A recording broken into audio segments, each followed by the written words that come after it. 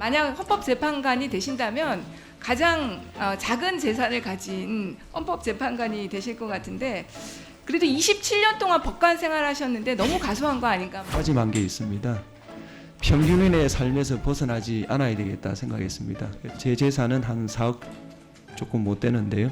평균 재산을 좀 넘어선 것 같아서 제가 좀 반성하고 있습니다. 청문회를 하는 저희들이 오히려 좀 죄송한 느낌입니다. 백혜련 의원님 질의하시고. 수원을 지역 백혜련 의원입니다. 먼저 축하드리고요. 오늘 인사 말씀을 하는데 굉장히 인상적이었습니다. 그 상당 부분을 외워서 하신 것 같은데 본인이 직접 쓰신 건가요? 제가 쓰고 조금 의견 조회를 거쳤습니다. 예. 네. 일부러 암기하신 거예요? 저는 원래 암기해가지고 말씀드리는데요. 오늘은 긴장이 돼가지고 보고 한 겁니다. 네. 예. 그래서 여태까지 저희 뭐 몇 번의 청문회를 했지만 이렇게 암기해가지고 인사 말을 하는 후보자는 처음 본 것 같아요. 그만큼 준비가 된 것으로 보이고요. 이제 그 도덕성과 관련해서는 정말 야당 의원님들이 하실 게 없을 것 같습니다. 가장 여태까지 청문회를 했던 후보 중에서 가장 훌륭하지 않은가 그렇게 보입니다. 사실 그렇잖아요.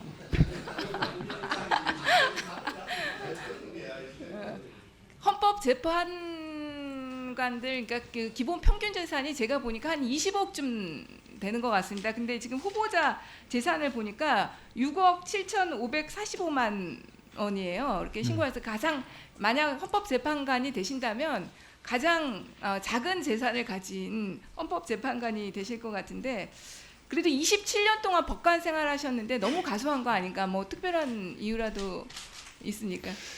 제가 결혼할 때 다짐한 게 있습니다. 평균인의 삶에서 벗어나지 않아야 되겠다 생각했습니다. 최근 통계를 봤는데 그 평균 재산이 가구당 한 3억 남짓 되는 걸로 알고 있습니다. 제 재산은 한 4억 조금 못 되는데요. 신고하신 그거는 아버지 재산이고요.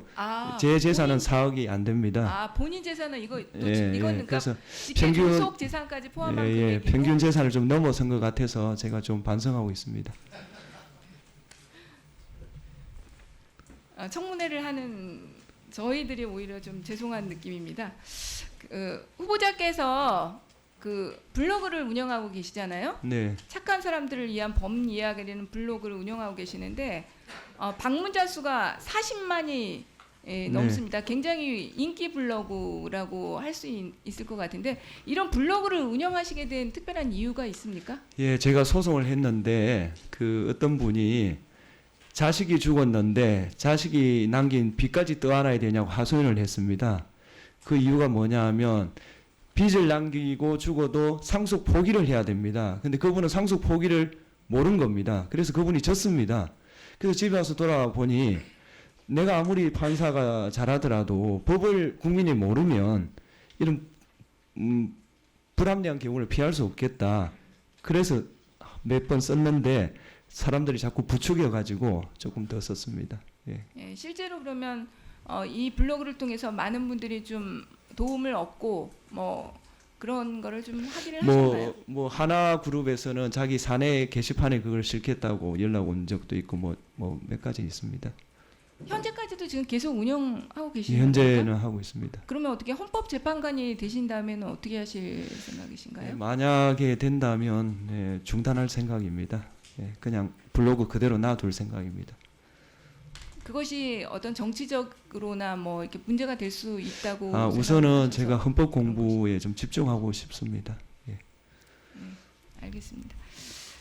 아까 박지원 대표 의원님께서도 말씀하셨는데 이제 판사는 기본적으로 우파지 좌파가 될 수 없다 이렇게 말씀을 하셨는데 저도 일부 동의합니다. 그러니까 제가 이해하는 이 의미는 법률이라는 것은 사회생활보다는 항상 뒤처져서 가는 어떤 그런 부분들이 있기 때문에 결국 법률을 다루는 판사들은 실제적으로 보수적일 수밖에 없는 것이라고 생각합니다. 그런 부분에서 저는 이 의미를 이해했는데 네, 그런 뜻입니다. 네. 맞습니까? 네. 그래서 그런데 판사일 때는 저는 이것이 맞다고 생각합니다. 그런데 헌법재판관은 좀 다를 수 있다고 생각합니다. 그러니까 판사라는 것은 어떻게 보면 그리고 사법, 그러니까 소극주의에 기초한 그런 직업이라고 볼 수 있는데 반해서 헌법재판관은 사법 적극주의적인 모습이 필요하다고 생각합니다. 현실에 가장 첨예한 부분들 그리고 사회적 약자, 기본권을 수호해야 될 책무가 있기 때문에 좀 더 사법 적극주의적인 입장으로 판단을 하고 생각을 할 필요가 있다고 생각하는데 어떻게 생각하십니까? 네, 뭐 보수다 진보다 이걸 떠나서 오로지 헌법과 법률이 뭔가 그것만 보겠습니다. 저는 그 헌법과 법률이라는 그 생각하는 입장에서 네. 너무 소극적으로 헌법재판관은 생각을 해서는 안 된다는 것이죠. 헌법의 최후 수호자이기 때문에 어떻게 보면은 다수가 그 요구하고 하더라도 반대할 수도 있고 그것이 소수견이라고 할지라도 사회를 선도하는 입장에서 판결을 또 내릴 수 있는 측면도 있어야 된다고 봅니다. 하여튼 만약에 된다면 동료 재판관들의 토론에 겸손하고 성실한 자세로 임하겠습니다. 그리고 그 사법농단 사건과 관련해서 사태 해결의 핵심이 대법원장의 권한을 축소하는 것에 있고 그 방법으로 지역법관의 전면적 실시와 고등판사 제도의 정착을 주장을 하셨지 않습니까? 네, 거기에서 제가 이제 고등판사 제도의 정착 부분은 찬성을 하는데 지역법관의 전면적 실시에 관해서는 저는 개인적으로 반대합니다. 아직까지 그 지역법관이 갖고 있는 폐해가 더 클 수 있기 때문에 반대를 하는 입장인데 그 지역법관 그 반대 입장에 대해서 이렇게 지역법관 제도 자체가 문제가 아니라 법관 개인의 문제다 이렇게 말씀을 하셨어요. 근데 네. 이거는 저는 너무나 시스템의 안전무결한 인간을 전제로 한 개념이라고 생각합니다. 그 부산에서 거의 그 지역법관 생활을 하셨죠? 네, 근데 요번에 부산 같은 경우도 그 조윤호 청장 그 네. 경찰청장과 관련해 가지고 건설업자와 유착 관계에 부산의 향판들이 대거 연루된 사건이 있었지 않습니까? 네. 그런 것들만 봐도 이 지역법관이 갖고 있는 문제점이 저는 있다고 생각합니다. 어떻게 생각하십니까? 문제점이 있다는 건 인정합니다만은 선진국 중에서 지역법관 제도를 하지 않는 나라는 일본과 대한민국밖에 없습니다. 모두 지역법관입니다.